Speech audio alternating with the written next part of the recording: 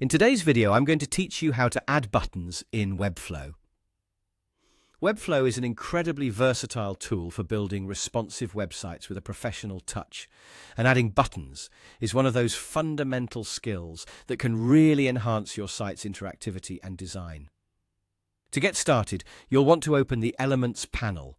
This is done by clicking on the plus icon located on the left side of your screen. Alternatively, if you're a fan of keyboard shortcuts, you can simply press the A key on your keyboard, which acts as a quicker way to get the same result. Once you've opened this panel, take a look at the Basics section. This is where you will find the button element waiting for you. It's a straightforward piece of Webflow's toolkit, but incredibly powerful for guiding user interaction on your site. Click and drag this button element from the panel and drop it onto your site. You can choose to place it directly onto your main site area or inside a specific container that you have set up. Just like that, you've placed your very first button. Next, let's dive into customizing what this button can do. Select the button by clicking on it, and you'll notice a gear icon next to the button title. Click on this icon to reveal the link settings.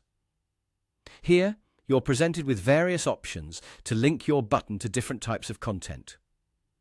You can link it to external websites, different pages within your own site, specific sections of a page, or even set it up so that when clicked, it sends an email or makes a phone call if your user is on a device that supports those features. Additionally, if you want the link to open in a new tab, there's an option for that. It's a simple checkbox, but it's an important feature if you're linking to an external site and want to keep your own site open for users. Now, let's move on to designing your button to make sure it aligns with the overall aesthetics of your site.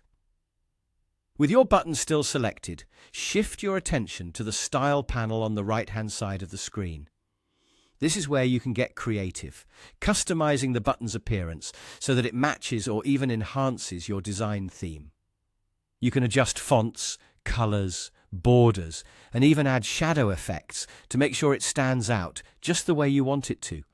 All these adjustments make a huge difference in user experience, driving engagement and making navigation intuitive and visually appealing. And there you have it. With these simple steps, you've successfully added and customized a button in Webflow. I hope you found this tutorial helpful and that you feel empowered to experiment more with Webflow's tools to create stunning interactive designs. Thank you for watching, and until next time, happy designing.